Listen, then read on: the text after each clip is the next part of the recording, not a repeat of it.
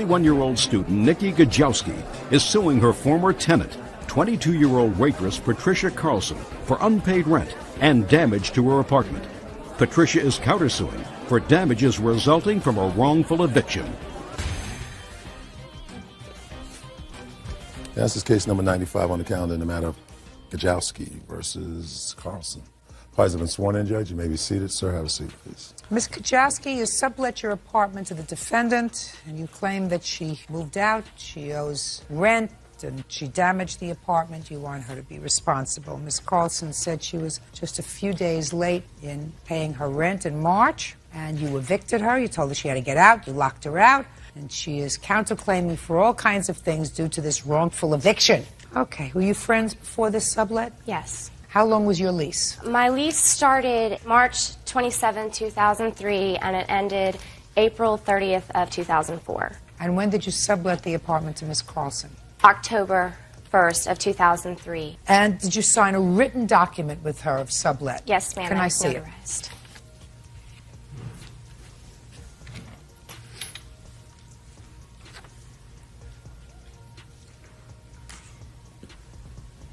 So I gather what you wanted, Ms. Carlson, was once this sublet was over, because this agreement is a lease. Yeah. And it is a lease for you to live there until the end of her lease. Yes. Unless, of course, you could get the lease put in your name, which is, I assume, what you wanted. Yeah. So that you would be the primary tenant. Yes, of course. That never happened. No. Well, you were late in your rent in March. What was the rent? $520. Why were you late? I had to work, so I didn't pay rent. I was like a couple days late. I went to the office. I told them. No. I don't know what that means. I mean, how old are you? I'm 22. Do your parents buy this baloney when you ask a question, you get double talk? I said, why did you pay rent? And you said, because I have to work. I didn't. I was late. And so there was no reason. Okay. How late were you? Couple of days. Couple of days is 2. Are we talking about March 2nd? Rent was due from the 1st to the 5th. I went up to the office around the 13th. Okay. So that you weren't a couple of days late, you were 2 weeks late in the rent. It's due on the 1st. You have a grace period until the 5th, but you didn't bother to show up until the 13th. Why? I was working. Everybody works. I was doing doubles. It was a month time that employees had to work double shifts. Sounds to me, if you're working double shifts, you're making twice as much money. Yeah, but we worked like to all hours of the night. I would come home at like 5 in the morning, and I would have to leave at 9 to get to work by like 10:30. All you have to do is put your check in an envelope. My dear, so you're working double shifts means you're making a lot of money. Should have had money to pay your rent, $500. There's no excuse. I understand that. Okay, oh, fine. So that you breached your lease. Yeah. And you got a call, I gather, and as a result of that call, you changed the locks on the apartment. When did you change the locks on the apartment? I got a call around the 11th. And I tried calling Tricia several times. I left messages. I said, I want to know what's going on. Do you need me to help you? She never returned my phone call, never paid the rent. So then I went in and I changed the locks and I left her a message. I said, look, I changed the locks. Either please go pay the rent with the late fee or, you know, get a U-Haul and move out. I did give her about 3 days. Okay. That was my last resort. Fine. So you want her to pay the rent that she owes for March, $520, and the rent that she owes for April. And a late fee of $37.65 or something. Okay. Now, you also wanted to pay for some damage. What kind of damage? Well, I had a pet when I lived there. I paid a deposit, and he did cause some damage. I do have a bill here of what I paid out of my pocket. I don't expect the whole deposit back, but she did get a dog without my permission, a puppy. Then let's not play. Okay. Well, you know, the damage is people vandalized the door. They stuck condoms all over the door, and they sprayed it with a fire extinguisher. She had a little ashtray outside the door. Plus, when she left, there were cigarette burns in the carpet, and I had to clean the entire apartment. And out of the $200, they charged me $140. Okay, not a big deal. Yeah. Not the 2 months' rent that you want, which is $1,040. Okay, so now you have a counterclaim. I'll hear you. Can I speak on what she's referring to of damages and stuff? If you want to. I'm not really seriously I was considering dog sitting. The dog stayed in a crate. Didn't go out whatsoever. Took it to doggy daycare so that I knew it would be in safe hands when I was at work. So it didn't do as much as damages. Then she expected.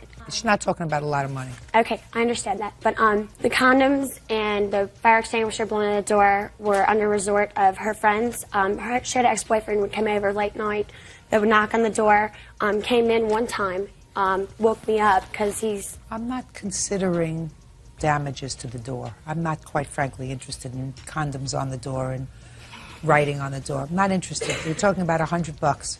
She's going to deal with it. She wants $1,040 for the months of March and April, and you want her to pay you $700-800 because she wrongfully evicted you. So let me hear your case. Countersuing for lost wages. What lost Lost wages of when she made me move out. I had received a call at work. I have time cards. I have a statement. Everything that day, she said, you have to leave. I went up to the office on the 13th to tell them that I'm moving out. I'm willing to pay rent and stuff. They called her to let her know. She freaked out, changed locks on me, called me at my work on my cell phone, told me that you better get your crap out.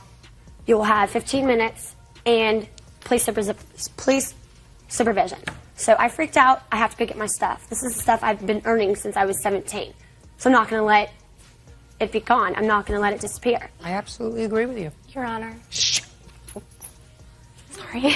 So, and that's lost wages, punitive damages, and emotional distress. I've known this girl forever. Known her for a long time. She put me through a lot of stuff. I'm a great friend, okay? I will be there for you any time of the week, any day of the month, whatever. She would call me certain occasions and just stress me out, freak me out. Listen to me. I'm not your therapist. Oh, I understand that. I'm not your therapist. I want to know what your counterclaim is for. You can't tell me it's for emotional distress because I'm a better friend than she is. We don't maintain a whole judicial system to hear that kind of nonsense. I understand. Judge Judy continues in a moment. Gajowski says former tenant Patricia Carlson owes for rent and damage to her apartment. Patricia says Nikki kicked her out, so she's not paying. So tell me what you want. I want money back from moving abruptly, going to get a U-Haul to move my stuff. I had to pay some people to move. I had to pay people to let me live in their house because I was living on the streets.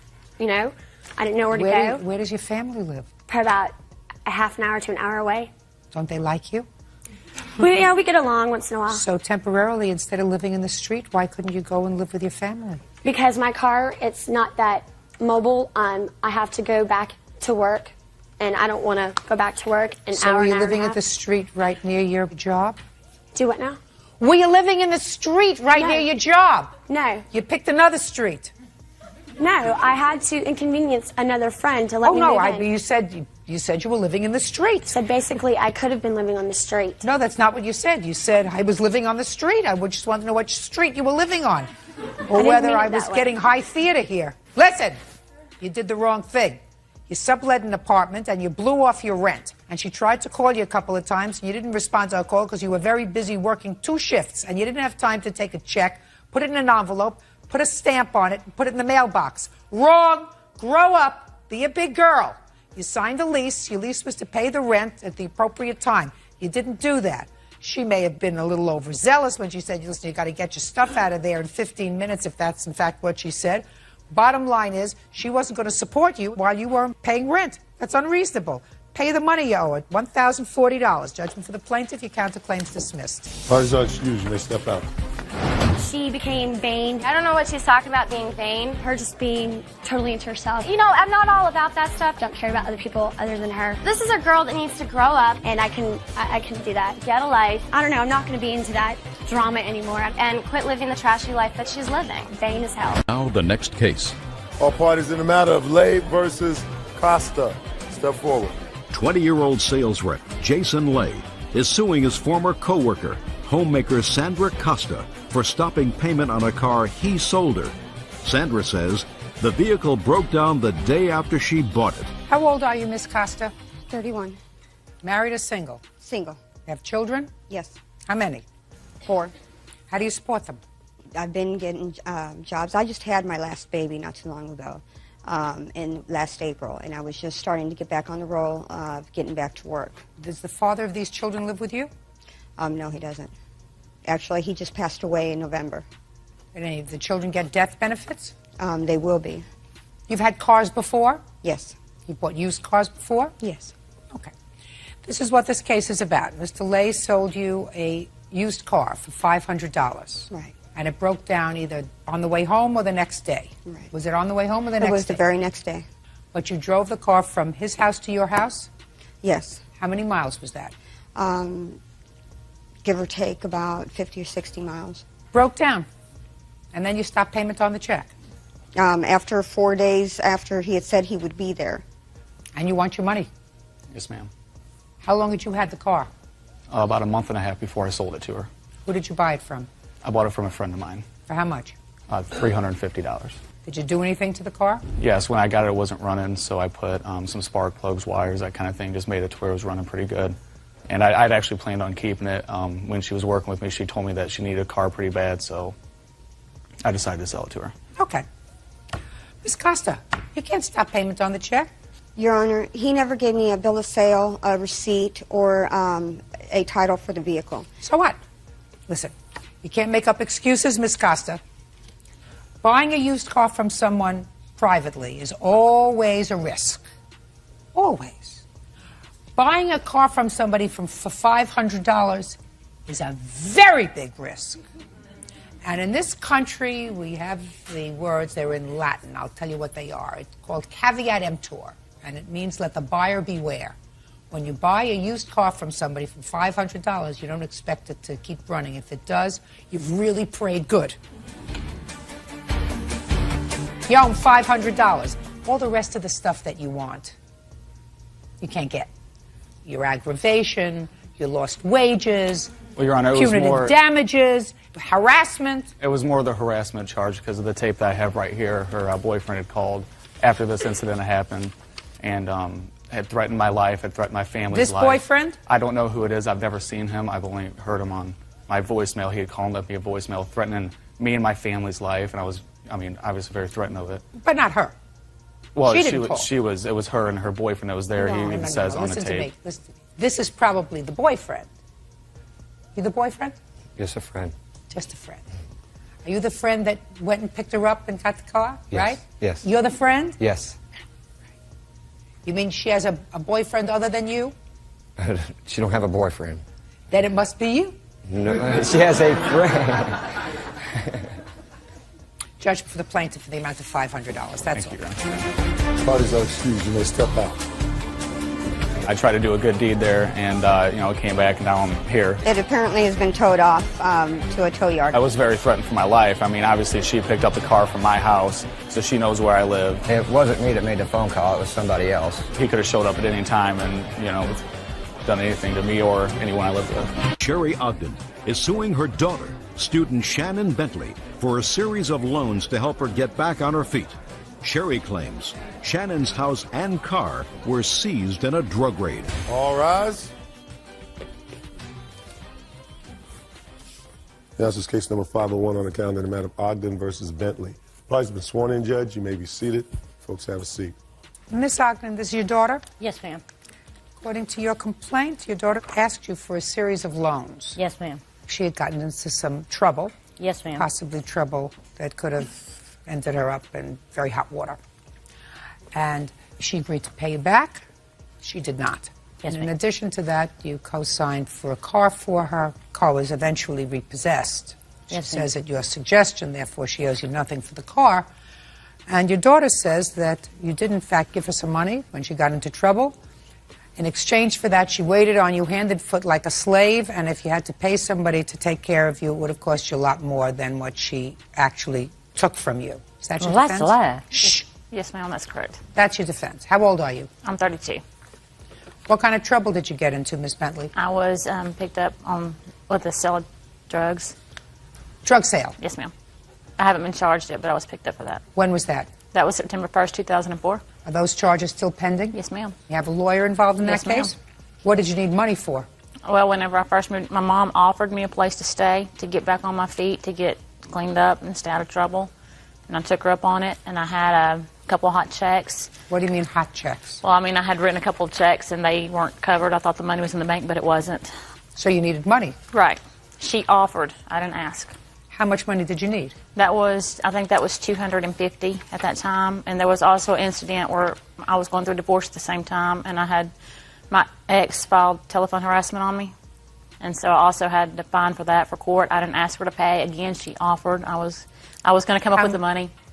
You were going to come up with the money. Right. How much was that? $500. Does your mother work? Nope. How does she support herself? My stepdad pays our bills. So she's married and she lives with her husband. Yes. So it really is the income that's coming in to the house is his income. Right. She loans it out to other family members just like she did me. She offers it to other family members with the understanding that they're not going to pay her back. Or that they will if they can, whenever. If they don't, she wants it right then she wants it right then.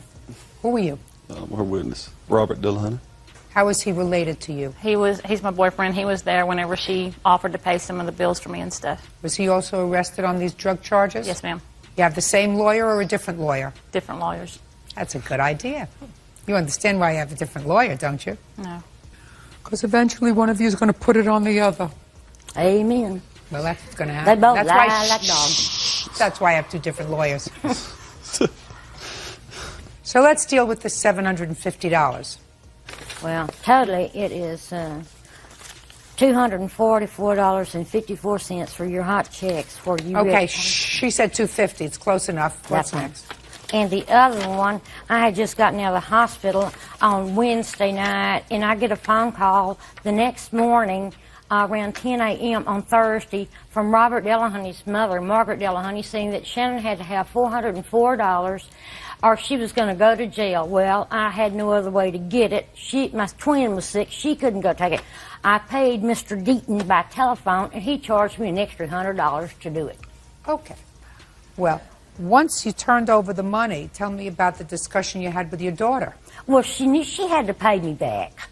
I told her, I said, Shannon Michelle, I ain't growing money on trees. She knows she got to pay me back. No, Miss Ogden, listen to me very carefully. I want to know what you said to her and what she said to you when you finally saw her after you paid this money. She said, Mother, I'll get a job. As soon as I get my job, I'll pay you back. And as soon as I cash my stocks in, I'll pay you back. I've heard this and heard that. Just a second. Did she ever get a job? No, but she got offered one. She wouldn't take it. Did she ever sell her stocks? What kind of stocks do you have? There were some my dad, he passed away in 2002. There were some he had with Dow back from like the 70s. It was just a few $1,000s worth. So what'd you do with the money? I'm having them transferred right now into my name because I was executrix of his estate. And Judge, I couldn't get a job because I pretty much did everything for her. When I moved in, I did Miss everything. Ogden. I did everything for the woman. I cleaned. She, get me something to drink, get me a beer, get me this. She was constantly, it never. So what? How was her maid? How could I get a job? Miss Bentley. I did the best I Miss could. Bentley, you're not there now. You're not taking care of your mother now. Why can't you get a job now? I can. I'm looking. I'm going to school full time and I'm looking for work. Look, listen to me. You have children? Yes, ma'am, too. Your children don't live with you. No, ma'am. They live with their father. They live with his parents. Or with his parents. Yes, ma'am. They don't live with you. Right. Or him. Right. Amen. Ditto to that. Judge Judy continues in a moment. Terry Ogden says her daughter, Shannon Bentley, owes for loans she made while Shannon was trying to get clean. Shannon says because of drugs, she lost everything. This is not the time for a 32-year-old woman to be in school full-time, my dear. This is the time for a 32-year-old woman to be in school part-time and working. Because if you have children who are being taken care of by their paternal grandparents, in addition to paying your mother back for the money she laid out to keep you out of jail, you should be sending support for your children. How's that for an eye-opener? I agree. You're right. I've looked for a job. You're not looking hard enough, honey. Anybody can get a job. Thank you. Anybody can get a job. Fast food, drying cars at a car wash. Anybody can get a job. Your problem is that you've had a windfall of money. According to your mother, $375,000. No, ma'am, it wasn't that much. How much? It was around $250,000. $250,000 is $250,000. That's a lot of money. I have a house paid for. I have a car paid for. I have Lufkin Police Department has it. Shh. Listen to me, Miss Ogden. Don't speak. Okay.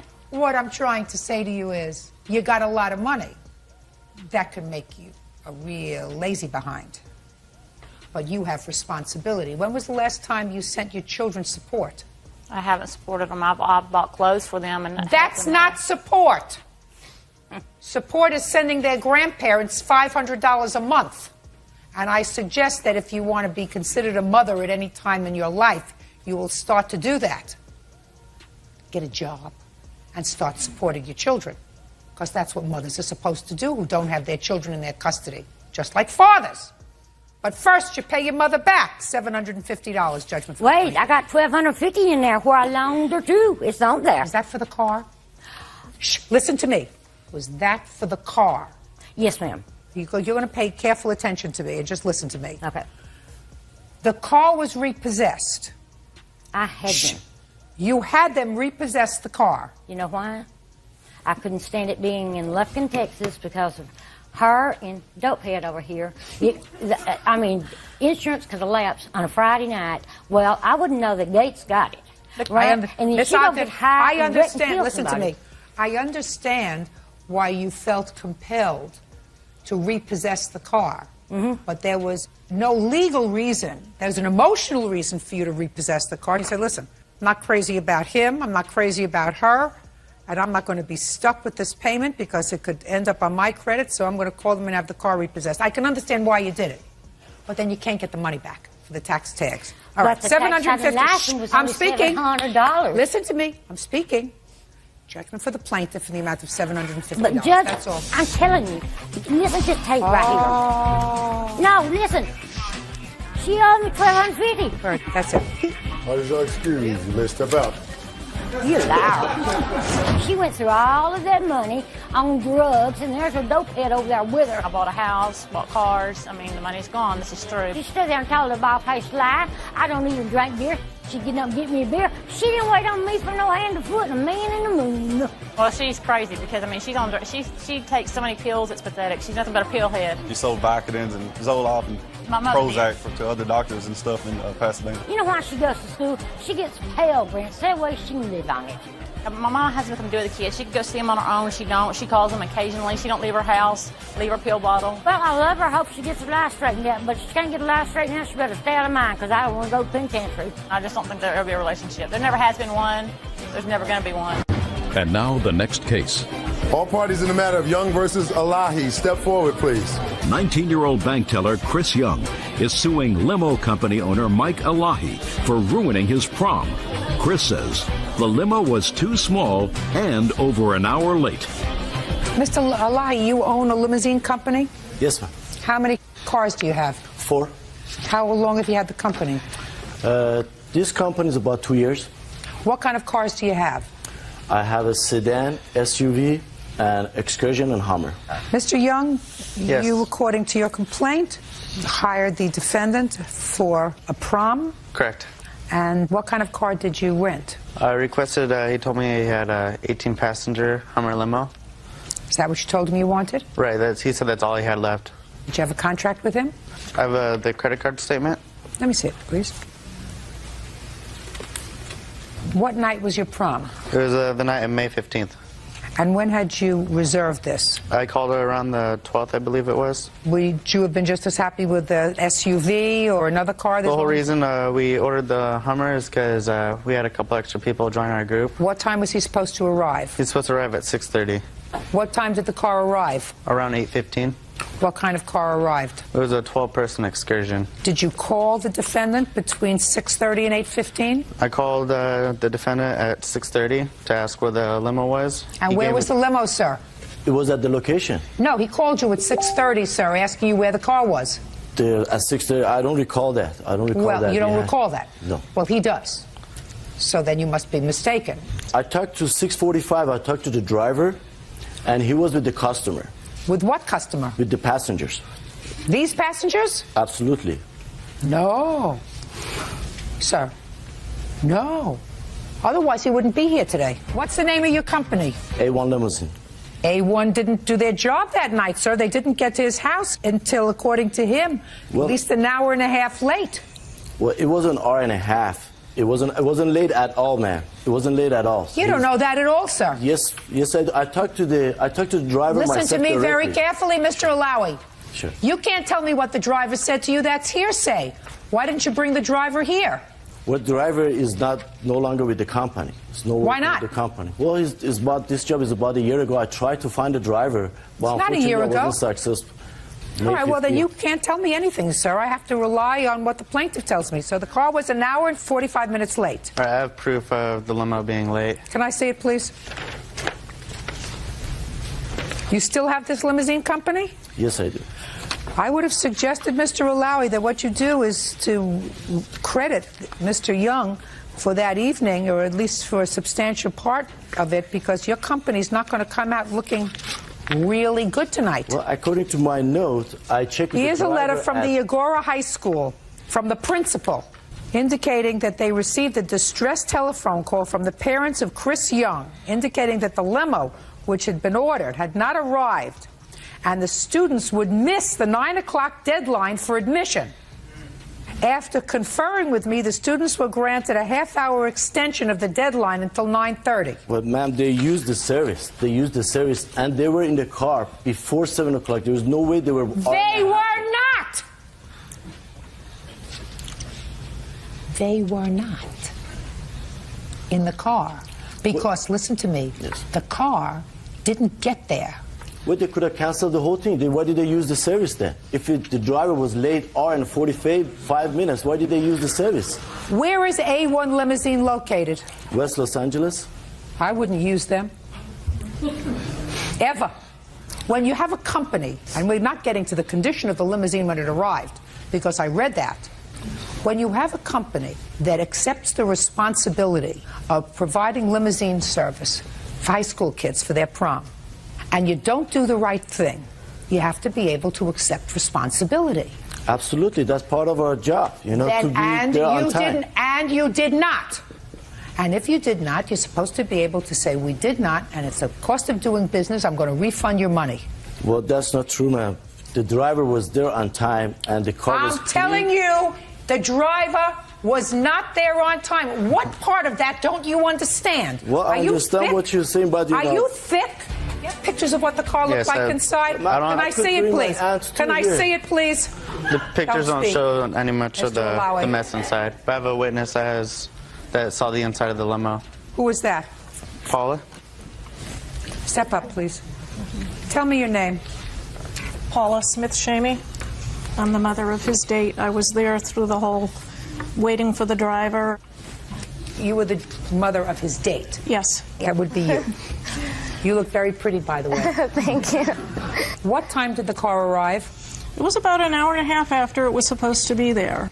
And even when the limo did finally arrive, the driver would not take them. He said that he was being told that he could not drive them, or if he drove them, he wouldn't get paid. On his own, he suggested, well, I can take you down there because it's on my way back, but I can't bring you back. Did he bring them back? Well, after negotiating, yes, he did take them, but there wasn't enough room. The kids sat on the floor. 2 of the kids were transported by their parents, but it was still very crowded in there. One of the kids was on the floor. Can you describe to me what the limousine looked like? It looked like a party vehicle. It was leopard print with mirrored ceilings. There was cans on the floor. There was dirt on the carpeting inside. And it was Was this one of your regular cars, Mr. Alawi? That's Actually, the answer, yes or no. Was this one of your regular cars? no, ma'am. You subcontracted for this car. That's correct. Judgment for the plaintiff in the amount requested, which was $1,356.25. Mr. Alawi, I'm going to tell you something, sir. You make a big mistake as a businessman. As a businessman, you certainly don't air your dirty laundry in front of 10 million people. That's all. Parties are excused. You may step out. It was dirty. There were soda cans all over it. During that time, the prom, everybody looking for that type of car. We didn't get anything to drink because the cups were already used. Maybe it got dirty after they used the service. We were so have a good time. We didn't let it bother us. Just wasn't what I expected for my senior prom. And now the next case. All parties in the matter of Pope Joyce Swihart versus Ward. Step forward, please. Student Rachel Popejoy and her father, Dwayne Swihart, are suing their former friend, systems analyst Margaret Ward, for misappropriating bail money meant for Rachel. Margaret says she used the money to buy food for Rachel's kids. Miss Popejoy, you were arrested. Yes, Your Honor. When? On November the 12th. What were you arrested for? I was arrested for willful reckless driving, driving on suspension, and no proof of insurance. And this was the first time you were arrested for something like that because Correct. they fixed very high bail. Right. And this is your complaint. You contacted your father. Correct. Told him you were in jail and could he please wire how much money? $1,500. For your bail. Yes, ma'am. And he said probably reluctantly, okay. And he wired the money because you were living where, sir? In Michigan. And where were you living? Omaha, Nebraska. You wired the money to Miss Ward, who was a friend of your daughter's. Correct. With the instruction to go to court and bail her out. Correct. And when you went to court, they said you had been such a bad girl previously that the bail wasn't $1,500 but a lot more. How much? $5,000 at that point. Which you didn't have. Correct. So Miss Ward took $700 and put it in your prison account so that you could, you know, get toilet paper and toothpaste and magazines and gum and whatever you needed. And she kept $800 for herself. That's correct, Your Honor. So that's what we're here for today. The $800 that Miss Ward kept for herself. So, Miss Ward, the ball is now in your court, and you're going to explain to me why you did not return the entire $1,500 to Mr. Swihart. I first became involved with Rachel in June, and her children were coming to my house because they were starving, and I'm not using the term lightly. They were really hungry. Were you neighbors? Yeah, they live about 2 blocks from me. So you started to give them food? Mm-hmm. And so I did. I started feeding her children all summer. They came to me, and Shelby about moved in with me. And there were times when she and her boyfriend Jason would leave and they'd lock up the trailer. They wouldn't come back for 2 days. It's 90 degrees outside. They had no water and they had no access to a toilet or anything. They always came to me every time, and I took care of her children all summer. Okay. Then somebody called CPS on them, and she came to me and asked me for help. So I bought $250 worth of food because they had nothing, and it took quite a bit to put food in. And they didn't have any electricity and any gas. That had all been shut off. So I went down the following Monday, and I paid her electric bill was $186 so I could keep the food cold. And she promised she would pay me back. About a week after that, her boyfriend Jason came up into our house, and they were coming in all hours of night and day. They would come to our house asking for money. And he stole $225 from me. And then a week after that, he came up and he stole another $200 from my granddaughter. So after I couldn't put the bail money down, I mean, there wasn't enough money. She called me the same day and said she talked to them, and they said to put the $1,500, it was okay to go ahead and put that on her books. Well, I didn't really trust that. So yeah, after but you put only $700 on her books at the prison, and you kept $800. Yeah, for the money that they had stole from me and the money she promised to pay me back. Where are your children now? My children are in foster care, Your Honor. How old are your children? 15, 12, and 8. They don't have any relatives who can help take care of them? I don't have any family in Nebraska, Your Honor. What about you? We live in Michigan. That's not Mars. No, they can move up there anytime they want. Well, why don't you make an application to the court to take your grandchildren, sir? They told me they wanted to keep the children with my daughter. Who did? The counselors. Well, are you still with this boyfriend? Yes, I am. And we're both clean and sober, have been. We go to meetings every single night. For how long have you been clean and sober? For almost 90 days, Your Honor. I've completed a parenting class. I've completed a reactive behavior. I've taken several classes. Listen to me, my darling. How long have you and Jason been involved with drugs? For probably 6 months. And what about Jason? How long have you been with Jason? For about 8 months. I've known him for a couple of years. Listen to me very carefully. You're not supposed to be a selfish person. You're right.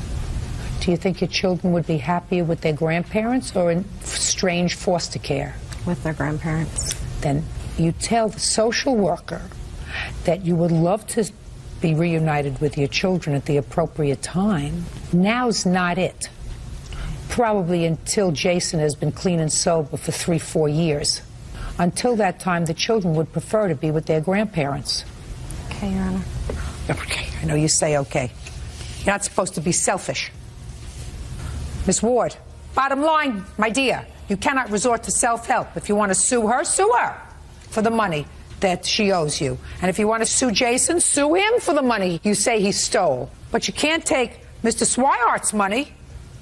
Be ridiculous. Judgment for the plaintiff in the amount of $800. That's all. Parties are excused. You may step out. Even though her and Jason spent the money together, she had Jason steal everything. I never said anybody to steal anything from her. I certainly wasn't raised that way. Once the children were taken away, then she just came after me to see if she could get more money for drugs. She has helped us out in the past, but she went to extreme with her lies, and all I can say is I'll pray for her. I can't let this woman and her father stop me from doing what's right. I'm just thankful to be here. Thanks, Judge Judy, for your time, and I've certainly learned my lesson. And now the next case. All parties in the matter of Dowling versus Shelley. Step forward, please. Artist Megan Dowling is suing computer support technician Keith Shelley for the cost to fix a marble table. Megan says the table was damaged when a drunken Keith fell on it. Miss Dowling, according to your complaint, Mr. Shelley, while in your home, broke a table, an antique table of yours. Correct. You want him to pay to have it repaired. Now, how do you know Mr. Shelley? He's an employee of a friend of mine. How did it come about that he was at your home? Well, I had gone over to my friend's place of employment. He owns a warehouse where he works, and Keith was working there. And the friend brought out a bunch of wine after work, and we were sipping wine, and we all went to dinner after that. So first you were drinking at the warehouse? Correct. How long did that drinking last at the warehouse? Oh, about 45 minutes. After you finished drinking at the warehouse, you all went out for dinner. How many people went out for dinner? 4. Raise your hands. 1, 2. Either of you there?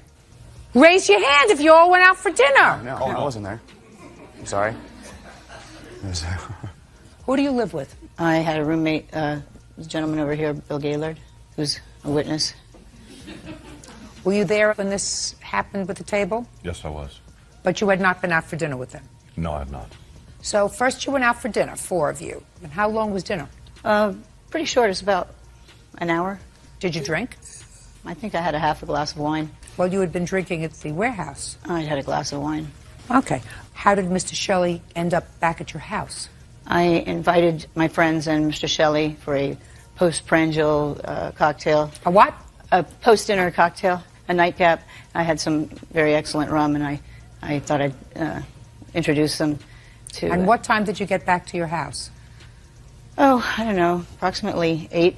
But none of the other friends took you up on it, only Mr. Shelley, according to your complaint. They originally were going to come over, but then they decided to not come after all. And Mr. Shelley came over? Correct. And you gave him some of this wonderful rum? Right. What'd you drink? I had some rum. How much? Oh, I don't know, about 2 drinks. What about Mr. Shelley? Well, he originally said he was going to have just 1 drink and then go. And I said, that's fine. I don't really want to share a very expensive, an entire bottle of rum with you. Did you say that to him? Yeah, yeah. And so I poured us both a glass of rum, and he finished it, and he proceeded to grab the bottle of rum and continue to pour it on his own. And I was getting a little irritated. Did you tell him to stop? I said, yeah, slow down, big boy, you know, because he started to show signs of inebriation. So you told him to slow down, but you didn't tell him to stop. When did you get home that evening, sir? I got home about 10, maybe 15 minutes before the incident. Why don't you step up here? Tell me your last name. Gaylord. You rent a room, share an apartment? I was subletting a room from her at the time, yes. Tell me what you saw when you came home. They were sitting down together, having a drink. And? He was getting up, just about to leave, and I was going to see him to the door, so I headed towards the front door, and the moment I had turned the back is when I heard the crash. So he fell over a table? More on it. So, large marble, heavy marble top. He wasn't hurt, was he? To the best of my knowledge, no. Go ahead. I also had told Keith to stay at my house a little longer before he left because I saw that he was a little inebriated. And I said, either you stay here or you take a cab home, but I'm not letting you drive like this, so... Right, because you know what could happen? I could get sued and he could hurt people. You're right. Yep. You could get sued if he drove and hurt people. I'm well aware of that. Because you served him alcohol in your house. That's correct. So if you know, Miss Dowling, that if you serve someone alcohol in your house and they become inebriated, and if they go out and if they get into their car and if they injure somebody, you can be liable, right? Yes. Why don't you think you're liable for your own table? Well, I detained him. You can sit down now, sir. What you're claiming is that he was drunk and fell on your table. Well, that's what you said here. Yeah, but I detained him for a couple of hours before he got up and decided that he was going to leave. And I said, "Are you sure you're okay?" And he says, "Yeah, I feel fine." And he by all accounts, that's what every drunk says when they get behind the wheel of a car. Well, but he looked fairly lucid. And just a minute. So he looked okay to you? Well, I didn't give him a field sobriety test, but I mean. All right, Mr. Shelley, let me hear your version of these events, sir. The way the coffee table and the couches are, it's like an L couch, and the coffee tables don't give a lot of room for regaining one's balance when if you lose your stepping. Right there at the corner of the coffee table, the rugs, there's like rugs on top of the wall-to-wall carpeting. And I tripped on that. That could have happened whether I was drinking or not. And as I started falling, she starts yelling at me. Nothing about, "Are you okay?" Just as I'm losing balance, she starts yelling. And of course, I went down on the table. It was some kind of antique thing, I'm really sorry that that happened, but. Well, let me ask you this question, Mr. Sure. Shirley. Because I believe that you're probably sorry it happened, and I believe that Ms. Dowling is partially responsible. Did you ever say to her, "Listen, let me split the cost of fixing this table with you"? I don't recall exactly, Let's say, put your hand down, Ms. Dowling. Let's say you didn't say it at that point. Mm-hmm. Would you think that that's reasonable now? That sounds reasonable now. You had a little too much to drink? Yeah. She served you a little too much to drink? It was right there on the coffee table. Maybe she served you a little too much to drink. Yeah. So what's wrong with that, Miss Dowling? Well, first of all, the minute I saw that he was inebriated and he was grabbing the bottle and helping himself, I confiscated the alcohol. Listen, you were probably three sheets to the wind yourself. You had started to drink at 5:30 in the afternoon. You were still drinking at, according to him, 10 o'clock at night, and according to you, you were still drinking rum. You had a rum with him. I don't think 4 drinks over a 5 hour. You don't know whether he had 4 drinks or 14 drinks. How much did it cost to fix the table? And do you have a bill? $500. You have a bill? Mm-hmm. Let me have it. Your Honor, I'd also like to say he went home later on that night. These guys poured him into a cab. They had to physically force him into a cab. And he never came back to get the table. He shouldn't have come back to get the table. You're going to pay half the table, and he's going to pay half the table. I attempted to ask him to Isn't that right, sir? Because you think that that's just reasonable. You're a big grown-up. You're going to take a certain amount of responsibility for what you do. Right? Yes. Yes, I agree. Yes, Your Honor. Perfect. Now, if I could only get Miss Dowling to take similar responsibility on her own, I would be a happy person today. But since I am not able to do that, I'm going to have to do it for her. Judgment for the plaintiff for the amount of $250. That's all. I wasn't inebriated, and I did confiscate the bottle. I remember her taking that. I remember her saying it was very expensive rum. He was taking the bottle and pouring his own drinks like it was water. It was good stuff. It's expensive rum. It's delicious and heavenly rum, and I just didn't feel like having it all guzzled down, My question is, why is it sitting right there, in front of me, and a glass with ice in it, waiting for me to, help myself? When I finally was able to talk to him, he said, "Well, you were the one plying me with alcohol." I could get through the rest of my life without ever hearing from her again. Waitress Michelle Downer is suing her former friend, 27-year-old project manager Jason Gallahue, for assaulting her and vandalizing her car. Jason is countersuing, claiming Michelle broke the front door to his house. This is case number 69 on the calendar in the matter of Downer versus Gallahue. Parties have been sworn in. You may be seated. Folks, have a seat, please. Miss Downer, according to the complaint that I've read, you allege that the defendant assaulted you and also broke your car with a rock or a brick. Yes. Mr. Gallahue said he was merely trying to help you from hurting yourself because you were drunk. He is counterclaiming because he says that while drunk, you broke the door to his home. Correct. Okay.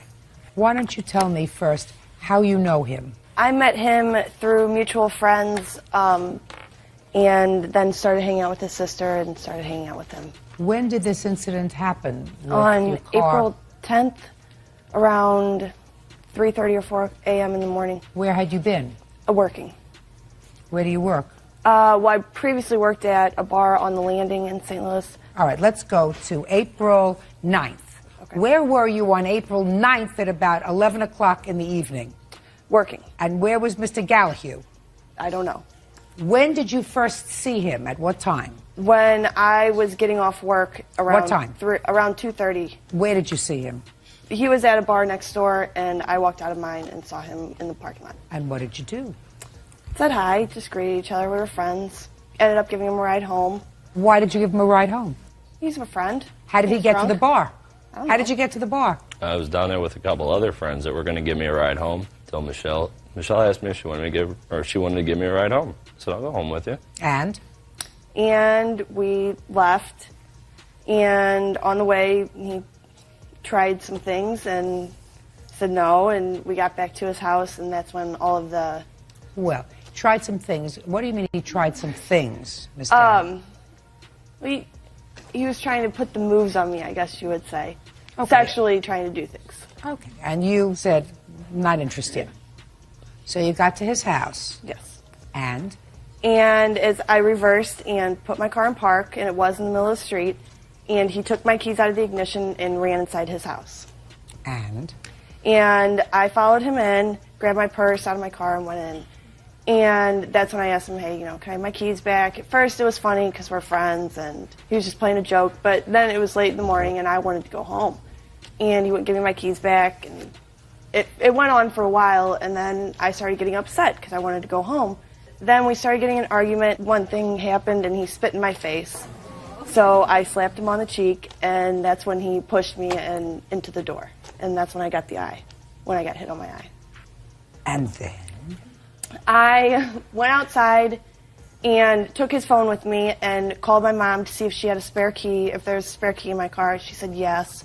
So I grabbed that key, went back inside, and got my purse. You mean after he hurt your eye, you went back inside for your purse? Yeah. He's just assaulted you, according to you. Well, yes. But I still wanted my personal belongings. I mean, I have various credit cards in there that I really thought, it would be responsible to go back in and get my purse so that he couldn't take them. How badly were you hurt when you hit the door with your eye? Yes. I was Not hurt. yet. I said how badly. That is how badly? A quantitative thing. You have to say I was hurt very badly. I wasn't hurt a lot. Not yet. I mean, it hurt. Not badly, but it definitely hurt. Were you afraid of him? Yes. Then why did you go back for your pocketbook? I don't know.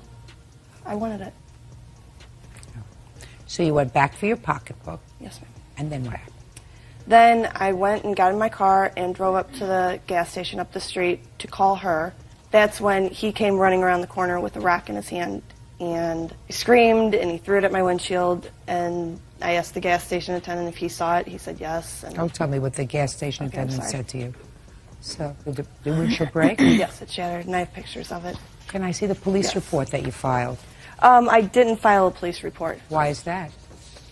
I was hysterical. I wanted to get out of there. I was scared of him. You don't have to file a police report that day, Miss Downey. You file a police report the next day. He assaulted you. Not only did he assault you, but he vandalized your car. You covered by insurance?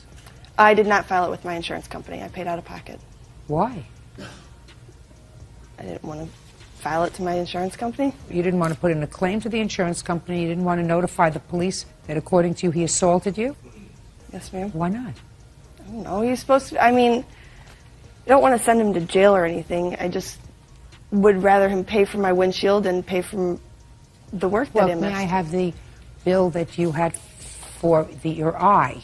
It wasn't damaged to the point where I had to go to the doctor. It was just... Well, weren't you concerned? You would injured near your eye could have caused all kinds of difficulty. No. So you didn't go to a doctor with regard to the eye? No. And you didn't call the police with regard to the assault or the vandalizing your car? Yes, ma'am. So I guess you didn't figure this was too big a deal. Now, let's go to you, Mr. Galley. I read your answer, and you have a whole different perspective on what happened on the night of April 10th. Yeah, a lot of what she says is true.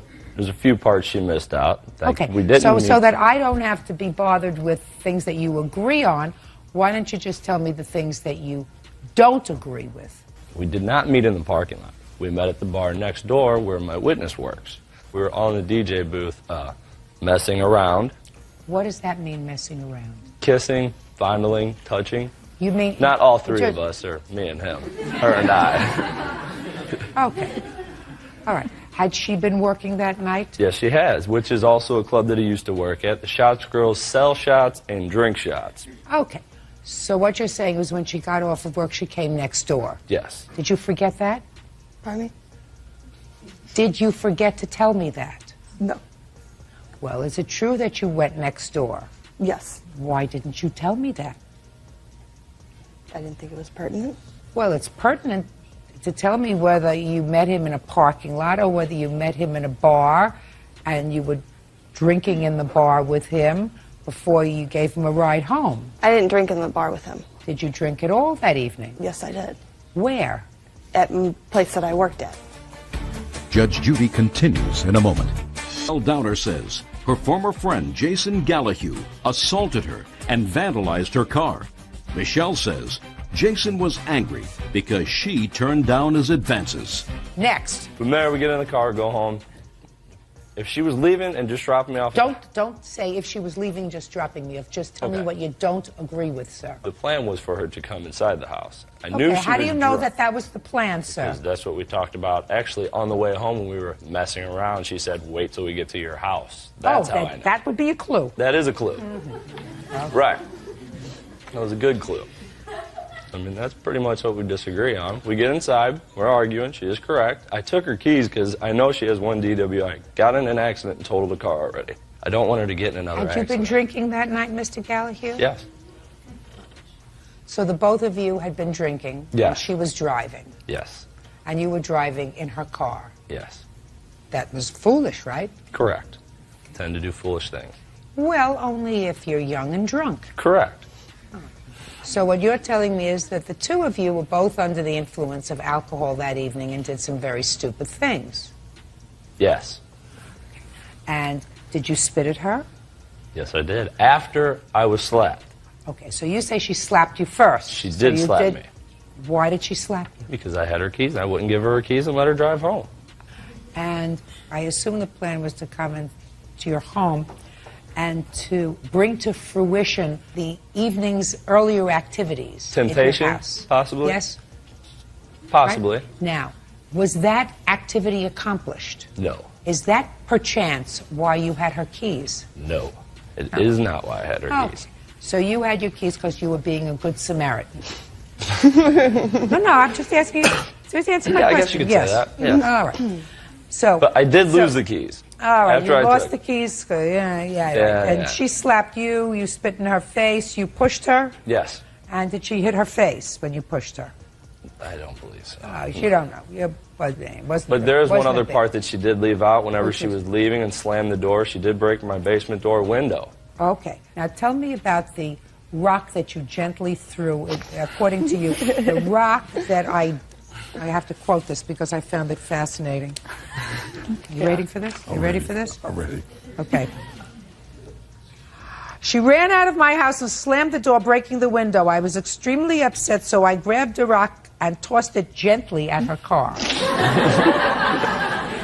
Like Now, ginger so whip? I would like you, please, sir, to just step back for a moment. Just take 2 steps back and show me how you gently throw a rock at her car. It might have been, I was drunk, I didn't know. I had drinks, it might have been overhanded. And you broke the windshield on her car. Yeah, that's where it landed. Okay. How much did the windshield cost? $265.69. And how much did the window on the door cost? I put it in myself. So how much did it cost? $42 for the actual window itself. And your labor Of course. is free, right? Oh, no. What do you do for a living, sir? Actually, I'm a project manager. For what? Dance club. Well, that's a nice title anyway. Sure. I like project manager anyway. Okay. When she broke the window in your house, did you call the police? No. Are you angry with her? No. Are you I angry? broke- Shh. Are you angry with him? Yes, ma'am. Get over it. Get over it. Sounds to me like you both had a little too much to drink and got pretty much what you deserved. Your case is dismissed, and so is your counterclaim. Goodbye. Parties are excused. You may step out. When I was attacked at the club, I was trying to fulfill her sexual needs, go back to the house. I don't know, she was obviously too drunk for that. He's a liar. I was there at the club that they work in. I was actually the DJ for it. You know, they were falling out of the DJ booth, stumbling drunk. He spit in my face. That's disrespect in my book, and you don't spit in people's faces. She was drunk. I wanted to save a friend, trying to be a good Samaritan. He lied about advances. That was pretty much it. I still don't think I broke his door, though, but it got dismissed. 22-year-old business owner William Joe Schwartfeger is suing his ex-girlfriend's father, truck driver Warren Day, for a false restraining order. Warren says he was trying to keep William away from his 16-year-old daughter, and he is countersuing for his legal fees. Quiet in the courtroom, please. Now this is case number 70 on the calendar in the matter of Schwartfeger versus Day. Parties have been sworn in, Judge. You may be seated. Ladies, have seats, please. Schwartfeger? That's correct. How old are you, sir? 22. Bert, I want you to pay careful attention. We're going to go over this scorecard so that you know who the players are in this case. Gotcha. Because I have a feeling it's going to be interesting. Who is this young lady? That is my girlfriend, Sarah Buckley. What does she have to do with this case? She is a witness to the harassment, the vandalism to my vehicle, and she's also known the defendant and his daughters for about 5 to 6 years. How long have you been his girlfriend? Since November. So a short-term girlfriend. Yes. Mr. Day, these are your 2 daughters. That's correct. Your name is? Samantha. How old are you, Samantha? 17. And your name? Kathleen. How old are you, Kathleen? 22. Kathleen, why don't you stand up next to your dad for a minute? Because we're going to get this whole scenario down here. Kathleen, you used to be his girlfriend, is that right? Yes. For how long were you his girlfriend? Almost 4 years. You have children with him? 2. How old are your 2 children? One just turned 3 and one's about 18 months. Did you live together for a period of time? Yeah. For how long? About 3 of those 4 years. And how old were you when you started to live with him? 18. Now you can sit down. Thank you. I may come back to you, but right now you can sit. This is what your lawsuit's about, William. According to you, you were being a good Samaritan.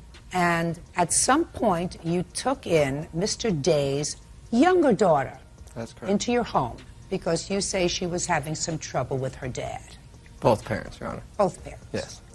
Now, at the time that you took her into your house, were you still living with Kathleen? No, I wasn't. So Kathleen wasn't living with you anymore with your 2 children. She had left you. You had parted ways. Right. But Samantha came to live with you, and at that time, Samantha was 16. That's right. Mr. Day didn't like that. Not at all, ma'am. You didn't like what happened with your first daughter, That's correct. and you for sure didn't like what happened with your second daughter. That's very correct. So what did you do, Mr. Day? Well, Mr. Schwartfeger hit Samantha in the mouth. After she was living with him? Yes. Okay, let's stop there for a moment. What date did your daughter leave your home? April 13th. Of 2003? Yes. It wasn't my home. She was still with her mother at that time. You and her mother are separated? Yes. In any event, this is what your lawsuit is about, William. The lawsuit says that Mr. Day filed false charges against you for child endangerment, protective orders, causing you to have to hire an attorney, legal fees, and everything that he said about you was false, and you want to be compensated to the tune of $1,954. That's correct. Mr. Day, just for good measure, says, well, he wants some money too because you caused him to lose work and attorney's fees because he had to hire an attorney in order to get certain orders reinstated. He wants some money. I think most of what he wants is satisfaction. Yes, ma'am. Okay. So, William, tell me about when Kathleen left your house with your 2 children. We were living together until December of 2002, I believe. And how old were your children at that point? The one was 3 months, and the other one was a little over 2 years old. Or, I'm sorry, she had not turned 2 yet. And why did she leave? We were having problems in our relationship. We've had an on and off relationship for the last 4.5 to 5 years, so. It was during the odd periods that you had these children? Yeah. Was it an amicable breakup? Pretty much. And you continue to see the children? Yes, on a regular basis. And you continue to support the children? That's right. I pay child support every week. For both children? That's right. Okay.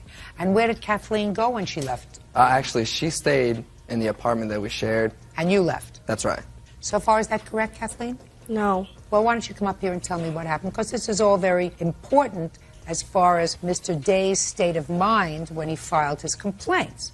When did you and William separate? December of 2002. Under what circumstances? He was sleeping with my sister.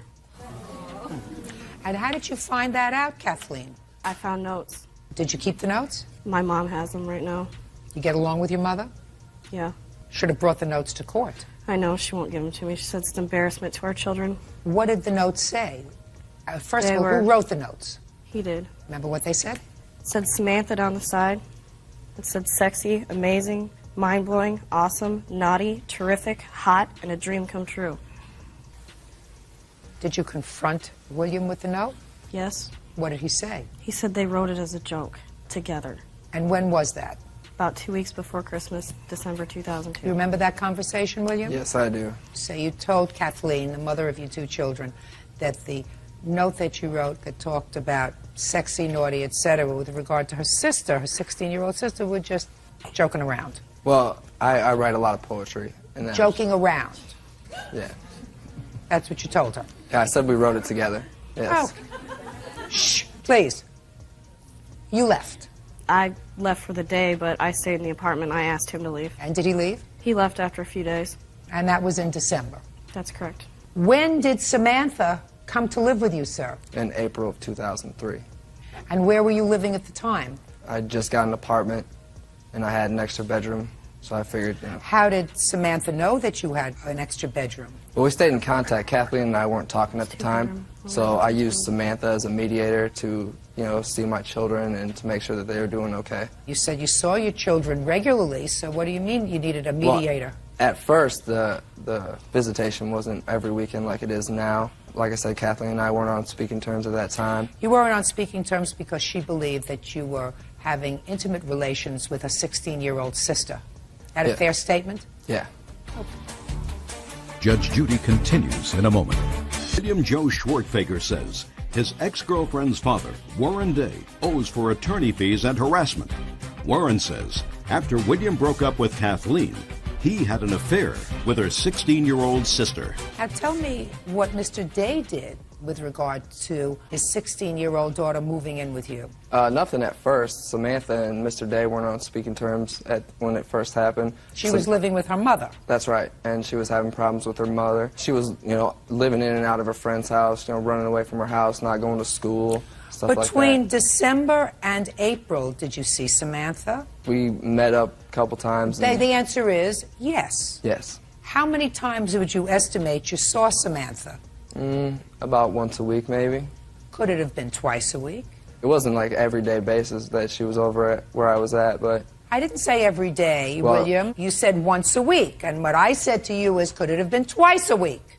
It might have been a couple weeks that she came over more than once, yes. And when she would come over, would she stay for an hour or two? She'd stay for a couple hours. And what would you do when she came over? We'd hang out with the kids, talk about when the next time I get to see them, you know, where we were going to meet to get the kids and everything else, so... When did Mr. Day file the first of his protective orders? In July. You have a copy of it? Yes, I do. I'd like to see it, please.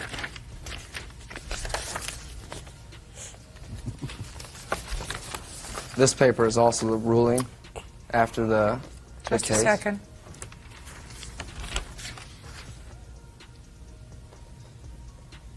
So he filed a protective order indicating that in July you hit Samantha in the mouth. That's right. July 2003, Samantha. Were you living with William at the time? Yes. Did he hit you in the mouth? Yes. Under what circumstances? I came home and him and his friends had been drinking and we got into an argument. At that time, we went into the bedroom. He took me into the bedroom. His friends stayed in the other room and one thing led to another. He actually picked me up, threw me into the table, and that's how I busted my lip open. So he didn't hit you in the mouth. He picked you up and threw you into a table, which caused you to hurt your lip. And what did you do in July when he did that to you? Well, we kept fighting. He actually left. I called my friends to come get me because he took my keys and threw them in the dumpster. And he came back and he was being very rude to my friends, and then I left. And then 2 days later, I think, is when they actually filed the protection order. Where were you living at the time? I was living with Joe, but I was staying with my friend Stephanie after we got in an argument. So you were living with him? Yes. What kind of an apartment did he have? It was a 2-bedroom apartment. Who else lived there? Just me and him. Did you have your own bedroom? No. Did you share the bedroom with him? Yes. For how long? ever since we moved in. We actually got the apartment together. He didn't have it when we're together. You went to court in August of 2003. Do you remember going to court in August of 2003? Did the judge ask you any questions? Yes. Why did you lie to the judge? Because I thought that I was in love and I was scared. He told me what to say and I said what he said to say. Had you gone back to him at the time? We were on a restraining order so we couldn't see each other, but yeah, we were still together. Were you speaking to him? Not during the protection order. Did you tell your father that you were going to not tell the truth when the judge asked you questions? Yes. What did he say? Not much. He told me I better tell the truth. Is that right, sir? That is correct, ma'am. When your 16-year-old daughter got to court, you didn't tell the truth. Is that right? That's correct. And this, William, is what you're really suing over, this case that was dismissed. Yeah, that's part of the lawsuit, yes. Tell me what the other part is. In February, he filed another protective order against me. Samantha had moved out in late October, and I didn't understand why he was... So she came back to you after this original protective order, and she moved out again in late October? That's right. She moved back into my house probably about a month after the case, and then she quit her job, stopped going to school, and those were, I told her if she was going to live with me, she had to keep her job, go to school. And then later on, my car got vandalized. Who do you think vandalized your car, sir? Samantha. We do have audio tapes that were gone over by the county attorney. Don't tell me what audio tapes were gone over by anybody else, sir. That's hearsay. Okay. Do you have any witness to Samantha vandalizing your car? Samantha's older sister, Kathleen, she was the one that actually told me that it was Samantha that vandalized my car. No. What did you say to him? I said it wasn't my brother, and it wasn't my sister. Well, I don't know. There's what a lot you of people that hate you, so. Yeah. I can think of 3 right there. Maybe 4. William, I'm going to tell you a word that you probably don't know. Interestingly enough, Officer Byrd knows this word, because when I say the word, he's going to understand, as will a lot of other people, because I'm going to explain the word to you. The word, William, is chutzpah. Do you know what chutzpah means, Byrd? Sure. Chutzpah means nerve. You got a lot of nerve to put on a suit and tie, bring your girlfriend into a court to sue this man after you made 2 babies with one of his children irresponsibly. Now, you're only partially responsible for that, but you're half responsible for that. And then his daughter finds out that you're messing around with her 16-year-old sister. And she leaves you. Or you leave. She tells you to leave. And then you invite her 16-year-old sister to move into your house, the 2 sisters, like you live in Utah. And then you have the chutzpah to sue him as a parent for getting angry with you because his daughter tells him, not only am I sleeping with him, but he picked me up, he got angry when he was drinking, threw me against the table, and split my lip. You have a daughter, sir? Yes, I got 2 daughters. All right. You have 2 daughters? 3. 3? Yes. Who's the 3rd? My oldest daughter, she's 7, but she's not by the day. And how old are you, 22? That's right. You better get a lock for it. That's already been fixed now.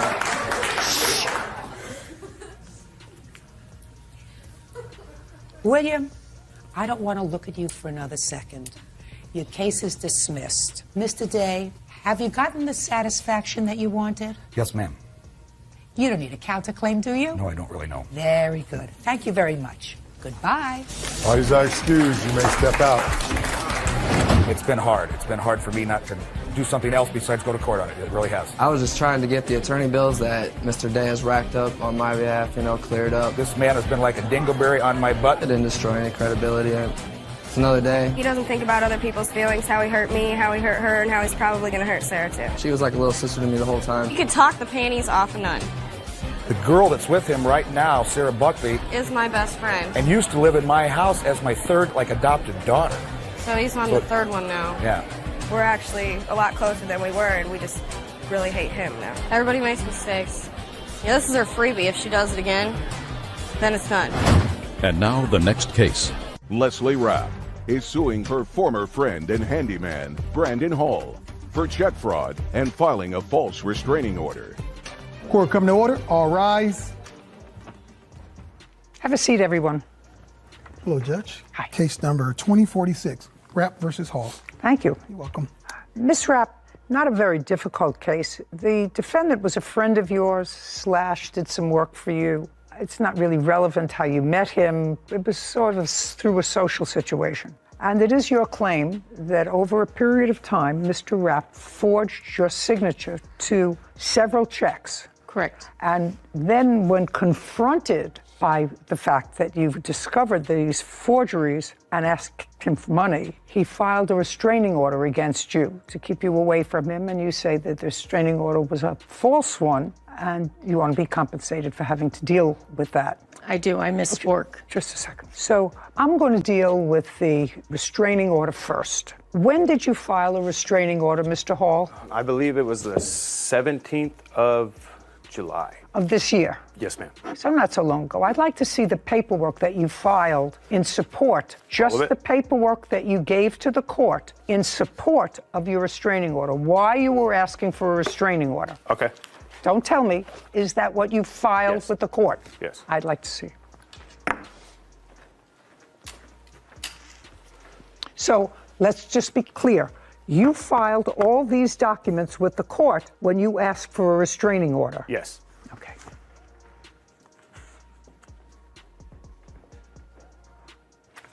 Yeah, I've read some of the text messages, and you're aware of what the text messages say. Yes. I assume you're aware of what they say. Uncross your hands. Oh, yes. And that part of your application for damages as a result of filing a false restraining order is denied.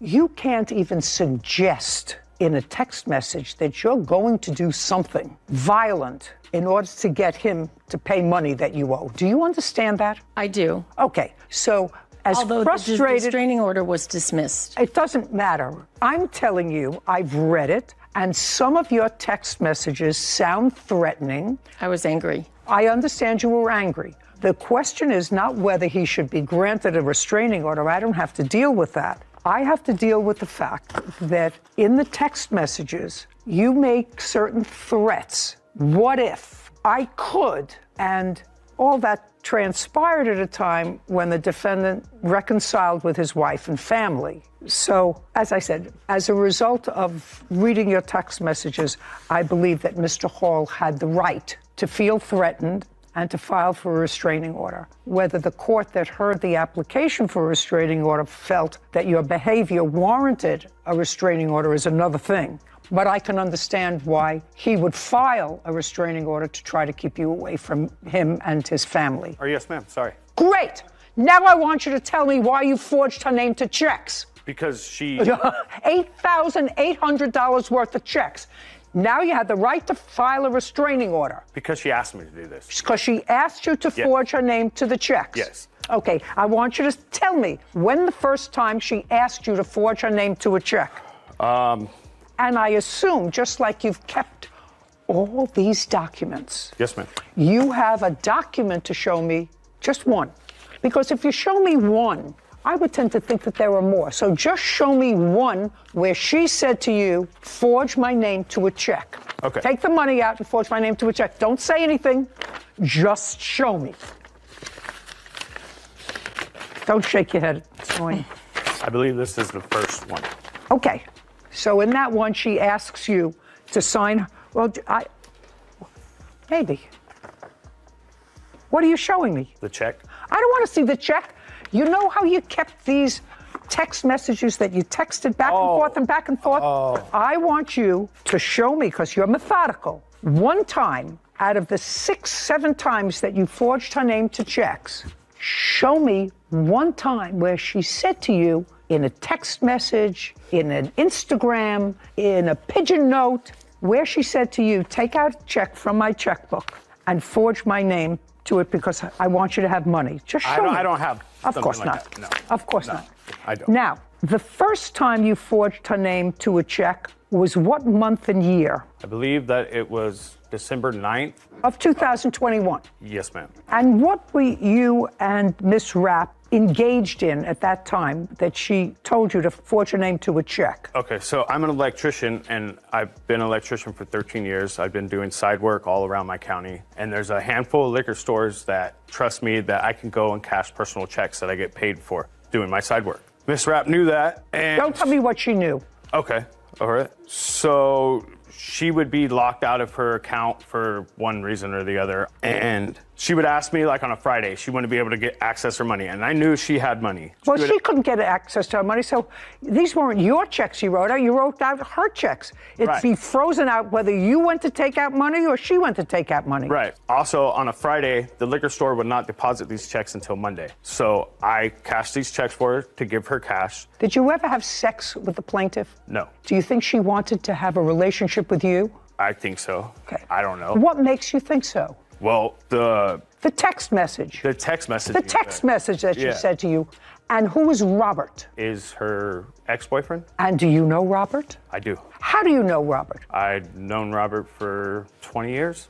Been friends. And when did you start doing work for the plaintiff? Before or after Robert? Is not an answer. It was after. It was after. Yes. Okay. Give me an idea of when. You've cashed the first check in December of 2021. Give me some idea of when you were aware of the fact that the plaintiff and your dear friend of 20 years were no longer an item. Is not an I answer. don't know what month he was arrested. So Arrested for? June, maybe. Arrested for? I don't know his charges. I don't believe that. Okay. I want to... Her friend and handyman, Brandon Hall, forged her checks and filed a false restraining order against her. Brandon says he had Leslie's permission to write the checks. I'm just telling you, I don't believe that you don't know the charges of somebody who you were friendly with for 20 years and who was arrested. I don't believe that you don't know, because it belies credulity. Okay? That's fine. So before your dear friend of 20 years was arrested, did you ever cash any checks for her? No. After Robert was arrested? Yes. Did you ever do any work for her before Robert was arrested? No. When did you and your wife separate? Month and year? Maybe February of 21. And were you still together with Robert in February of 2021? Yes. And when did you and the lovely Robert separate? Robert was removed from my life August 11th of 21. The defendant acknowledges in his answer that he forged your name, not only your name, your signature, but wrote out checks, actually wrote out in his own handwriting, checks in the amount of $8,800. Yes. And he acknowledges that, but he says they were because you asked him to, or it was for work he did for you. Those were your answers, right? No, these checks were not for any jobs that I did for her. They were strictly to get access to some of her money during the weekends and stuff. And then when she was out of town as well. Get her access to her money and when she was out of town. When she was out of town, if you cashed her checks when she was out of town, how did she get money? I Venmo'd the money to her. Okay, so that you have a record of, that you Venmo'd the money to her. Yes. I'd like to see it. I'd like to see it. Here you go. Here's all the Venmo deposits. Her sending me To money. her. No, not just a second. Try not to confuse me. I'm an old person. I want to see only the monies, because she's going to show me the checks that you forged. And contemporaneously, which is a close period of time, with those forged checks, you would have put the money in her Venmo account. On a couple of different occasions, yes. Just a second. Just show me those cases. She's going to take out the checks that you forged. And those checks should coincide date-wise with the Venmo transactions. Am I doing that right? Yeah. Venmo. Yes. Your Honor, I don't see where I have the ones that I deposited in her account. These seem to all be her depositing into my account. Duh. Yeah. So Okay. I do have. So let us understand this, Miss Rapp. Did you ever give him permission? The answer is yes or no. No. Did you file a police report? Yes, I did. You did. I'd like to see a copy of the police report. I haven't. Then we're in good shape.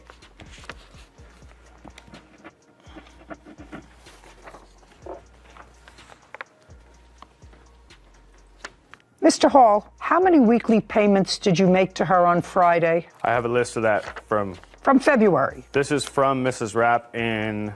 no, I'm asking you. Yeah. I'm asking you, how many payments did you make for writing these unauthorized checks to her? Seven. And what was the total amount of those checks? $3,700. Why in the world would you pay her $3,700? If you could look in those messages, I was being... She was saying she was going to put me in jail for doing things. For forgery. Okay. For forgery. Right. And you asked her not to. Right. And you said, I'll pay you back. Right. Right. I'll pay you back. Just give me some time. I have 2 kids to support. Right. Is that what you said to her? Yes. $8,800 judgment for the plaintiff. We're done here. Is adjourned. Well, I'm happy about the outcome because I think it's bogus, man. I really need the money. Because she started all this craziness as soon as I went back to my wife. There was never a relationship between the two of us. After that, when she started doing all this, is when I went and filed for a restraining order. He did that as a direct retaliation for the police report I filed. She's gonna have to call somebody else for sure. It's definitely time for a new handyman. Just a casual note. Yeah. I have been with my husband, your grandfather, for almost 50 years. And we each have our bank account, and then we have a joint bank account. I have never either asked him or given him permission to sign my signature to a check. Yep. He hasn't never asked or given me permission to sign his signature on one of his checks. Mm-hmm. Now, we may ask each other, listen, it's busy, I'm going to go through these checks. We're making all these checks out to the doorman and to Christmas time and whatever, and then I'll sign them. Just doesn't happen. So doesn't make sense. Right. And so what it is to any job that you do, whether it's a lawyer or a judge, you bring with you your own common sense and your own life's history. I hope that works, because I cannot imagine somebody saying, write out a check for yourself. I don't know you, we're not involved, we're not married, go help yourself to a check and write it out. I can't imagine. Alan Lukowski is suing business owner Gene Clunn for a semi-automatic rifle. Court come to order. All rise. Have a seat, please. Hello, Judge. Case 2055, Lukowski versus Clunn. Thank you. You're welcome. Mr. Lukowski, am I correct that you own or manage a shooting range? Yes, it's a target range that's on my own property that I own in northern Minnesota. And it's licensed to do commercial target shooting? Not necessarily. What I do is... What is not necessarily? What does that mean? Well, for 19 years, I have been a firearms instructor for the permits to carry for the sheriff's department in my county. Okay. So I don't believe that the training is good enough that the people are getting to be able to carry handguns on the street. So I give them a free additional training session at my range. You also sell guns? I do not sell guns, no. How do you make money, is my question. So I give money by charging people for the class. Well, that's what I'm talking. You charge people yes. to use, and you don't need a license to run that sort of operation in your county. No, you have to be a registered NRA instructor, which is also, you know... Are you? Yes, I am, ma'am. For how long? Oh, I've been doing this for 19 years. The case is really not very complicated, but let me see if I can break it down to its most basic elements. There was a gentleman who regularly came to your range. Yes. And his first name was? Jim. How long had he been coming to your range? A couple of years at least. And then, according to what you indicate in your complaint, and Mr. Clunn doesn't deny it, he got sick. And according to you, the nature of his illness, you felt prevented him from using a heavier weapon. Yes, ma'am. And so you loaned to him, because of his illness, a rifle. Yes, ma'am. What kind of rifle did you loan? It was a sporting rifle. It was very lightweight. What kind? It was called a PS-90. That was the model. PS? PS as in Sam, 90. Would you take a look at that, Sarah, please? I have a picture of it, Your Honor, if you'd like to see one. I would. It's very unusual. Thank you.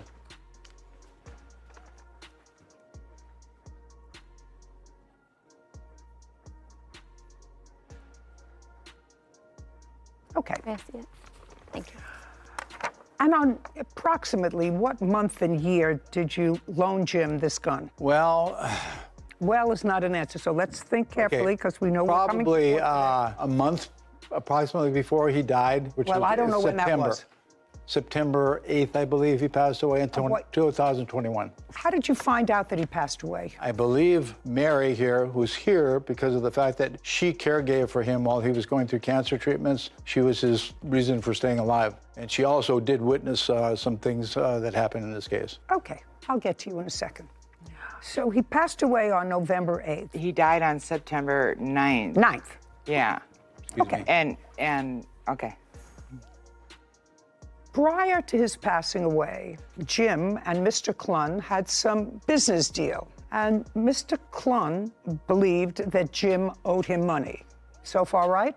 Correct. And after Jim died, Mr. Clun went to Jim's home and took several things from the home to satisfy that debt. No, I did not do that, Your Honor. I never came back to the house. I never took anything. Everything I received prior to his death. Okay. Tell me when you received the gun that belonged to Mr. Lukoski. Looks like 5/20/21. Can I see what you have that indicates that you received the gun in May? Because you gave it to him about a month before he died? Approximately a month. Well, could have been a little longer. It had to be longer. Okay.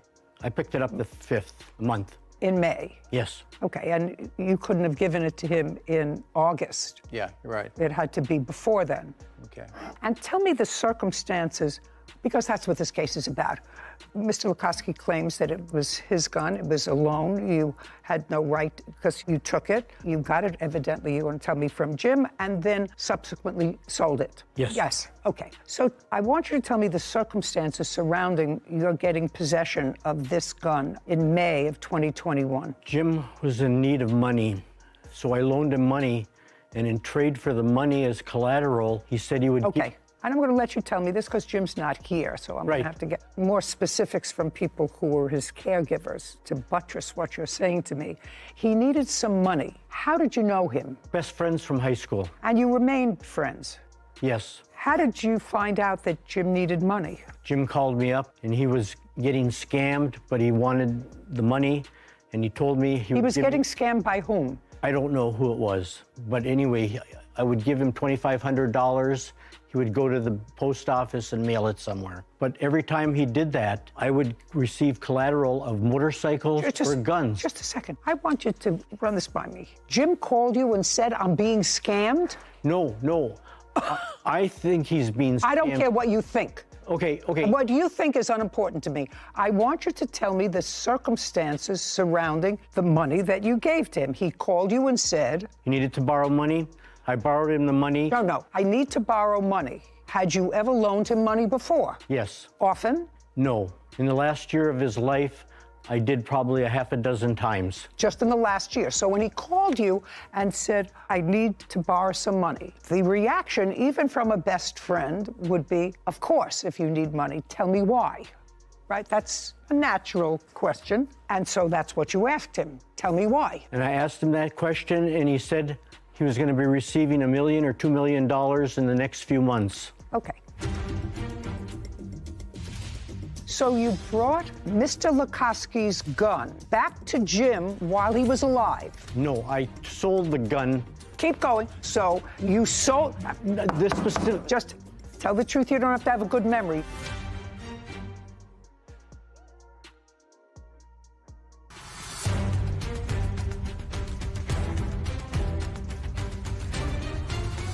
Alan Lukoski claims business owner Gene Clun owes for a semi-automatic rifle. So did you ask him how? I asked him how, and he said he had it all planned with this guy he was sending the money to. That's all he told you about it? Or did he go into specifics? He did. It had to sound interesting to you, Mr. Clun, because if my best friend called me and said, I need to borrow some money, and I said, tell me why.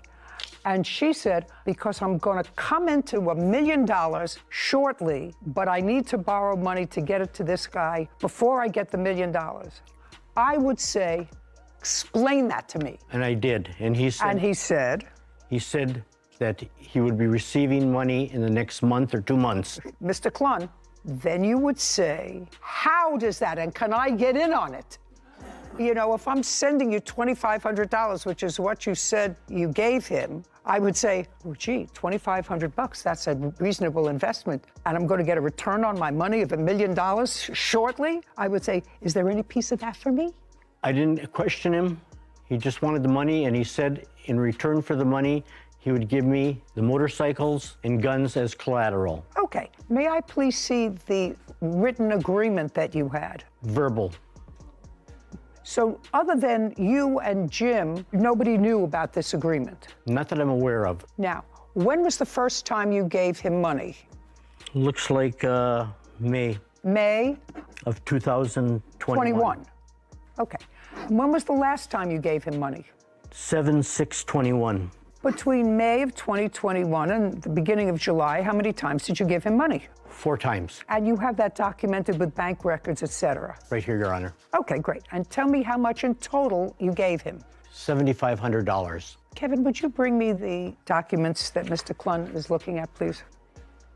So in total, you gave him $7,500, and in return, according to you, you took possession of how many motorcycles? 3 motorcycles. And they belonged to Jim? And he signed over the titles and everything to me. Well, they were collateral. Right.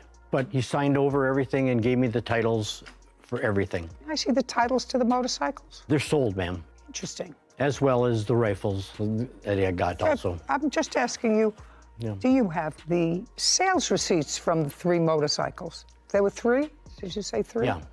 Do you have the sales receipts from the 3 motorcycles that you say you sold? No, but I was paid $5,000 in cash for the 3 How am I supposed to know that, sir? Okay, You sold well, 3 anyway, motorcycles. Okay. How am I supposed to know? I mean, all of this is coming out of nowhere, actually, with no proof whatsoever, unless you're prepared to give me some flesh on this bone of a case. Could you stand up? Your first name is Mary? Yes, it is. What's your last name? Wellman. Were you Jim's caregiver? Yes, I lived in the upstairs of his house. Were you a tenant? We were friends since the late 90s when I first moved to the area. So regular caregiver of his, or were you just as needed? He developed cancer in the late 90s, and I stayed, then I lived with him in the first 2 years because of the 50-50 survival rate and the constant trips to the Mayo Clinic from where we lived were an entire day trip. And then after about 3 years, when he was kind of back on his feet again, I moved out, but we remained friends and we rode motorcycles together and we did lots together. And so you lived in the house? Yeah, and I moved back in okay. Okay. Were you living in the house when he bought these 3 motorcycles? 2 of them I was. A dual sport that he had changed or upgraded to ride a little bit more rough terrain, possibly into Canada. Okay, just to... Okay. Yeah. That's why that much flesh on the bones I don't need. Okay, I'm sorry. Did he buy them new or used? He had bought them used. In approximately what year? Well, would have been during the cancer, and so it approximately 2000 to 2003. Do you know anything else about his dealings with Mr. Klun? I do know the motorcycles were in the garage when Jim died. No, they weren't. Don't. Okay. Don't speak. How do you know that? Well, I had on and off go out there for things, but then Jim's nephew had come and removed one of the bikes right after Jim had passed away. So the nephew came and removed one? Mm-hmm. But this was after he passed? Yes. What's the nephew's first name? Anthony. Do you know Anthony, Mr. Klun? Yes, I do. Okay. Did you get the motorcycle from Anthony? Nope. I got the motorcycles from Jim, the motorcycles that were left after Jim passed away. Okay. Now you can sit down. Okay.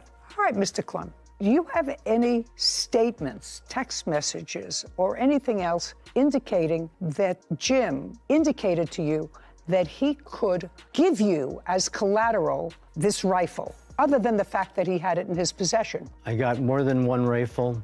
I have checks that were written out to Jim, and that's what we did. But that doesn't answer my question, Mr. Klun. I don't care how many rifles you had. He only had 1. That he gave to Jim because it was lighter and easier to shoot. And as his illness progressed, if I'm getting this right, it was hard for him to pick up his own rifle. Now, he may have had more, probably did have more, because you took more than 1, right? Correct. Okay. How many rifles did you take? I took 3 rifles, 5 pistols. I had to bring 3 of the rifles back. Where? To Jim to get replacements. The guns that were from Mr. Lukoski. Only 1? 3 of them. No, he said he only gave him 1. Oh, no, but there was 3 of them. So you brought Mr. Lukoski's gun back to Jim while he was alive? No, I sold the gun. Keep going. You sold... This specific... Just tell the truth. You don't have to have a good memory. If, heaven forbid, something happened to me and my dentist thought that I owed him $25,000, he couldn't come into my house and say, gee, this Ming vase is just going to cover my dental bill. You can't do that. And that's what you did.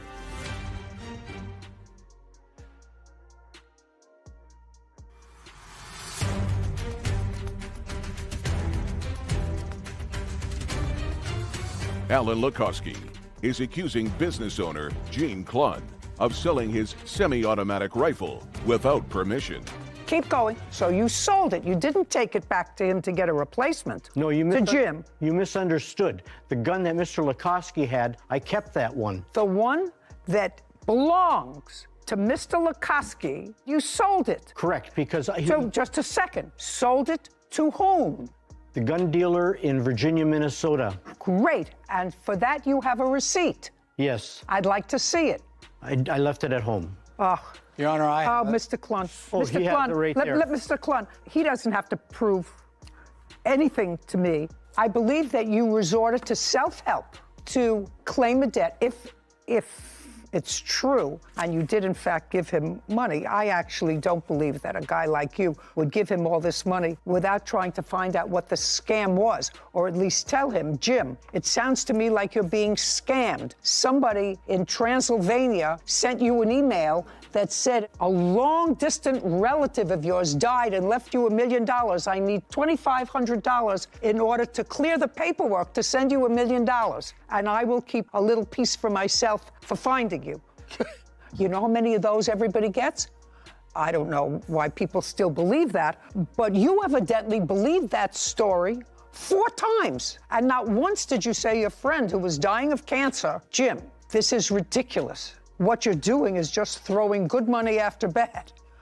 I don't understand why you didn't say that to him, or if you did, you would not have said to him, unless you had something to gain, which clearly you did. You sold the motorcycles. You don't have any proof of what you sold them for. You expect me to take your word for the fact that you sold them for $5,000 in cash without proof.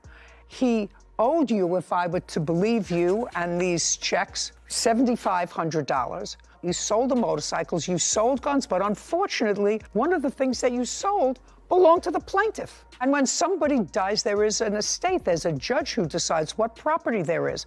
You know, if heaven forbid something happened to me and my dentist thought that I owed him $25,000, he couldn't come into my house and say, gee, I like this Ming vase. This Ming vase is just going to cover my dental bill. You can't do that. And that's what you did. You sold property. You may have had a claim against his estate if he, in fact, owed you money and if the estate went to probate. I don't know. Did he own a house? Yes. Yes. Did he have children?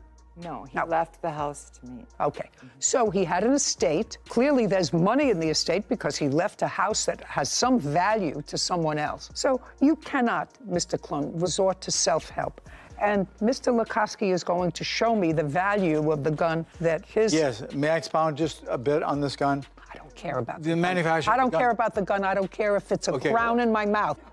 What's the value of the gun? The value of the gun at the time that this man took of it. Just give me an answer. It was $3,000. It's gained in value. Okay, well, who cares if it's gained in value, sir? I'd like you to show me where the gun is valued at $3,000. Did you look it up? I did. I have it. It's listed from the same photo. I found the website listed for $2,500. Okay. My law clerk found an ad online. Now you're going to show me what you want to show me, that the value is $3,000. Let me see it, please. May I say something else about this gun? Not until I look at this. I don't know what this is. Immediate checkout, credit card. What is this? Look at the very top, please. I see what this is. I want to see what you pay for. This is something that's on sale, starting bid. It's just a typical price of what they sell for on Gunbroker. Okay. $2,500? Yes. Okay. Judgment for the plaintiff in the amount of $2,500. We're finished. Thank you. This court is adjourned. I'm pleased at the outcome because the information needed to be exposed that there was something terribly wrong. Somebody waits for 10 months and finds out his gun is missing. To many different people, and no one had the same answer from him at any time. Something's wrong. I don't think he had a choice. There was the only way he was going to win his case because everything's based on mistruths. I could not get my mind around the defendant. To have a friend since high school that you're best friends with, you remained good friends with. If one of my best friends came to me and told me, hi, I just need to borrow $2,500, I'm going to be a millionaire 2 months from now, I'd say, are you crazy? There's so many of these scams going around. I know I've seen your phone sometimes gets tripped up with the scammers and in the middle of the night ringing off the hook. It's unfortunate that people fall for these scams and really send their hard-earned money, sometimes that they don't have, to these scam artists, and they're never going to see it again. And I think that people have to be really vigilant. I know there's been warnings and things like that that I've seen more publicized recently about scams and just how detailed and intricate they can seem, but it's really just... I get them all the time, as you said. Yeah. I have to go like this and then delete. Delete.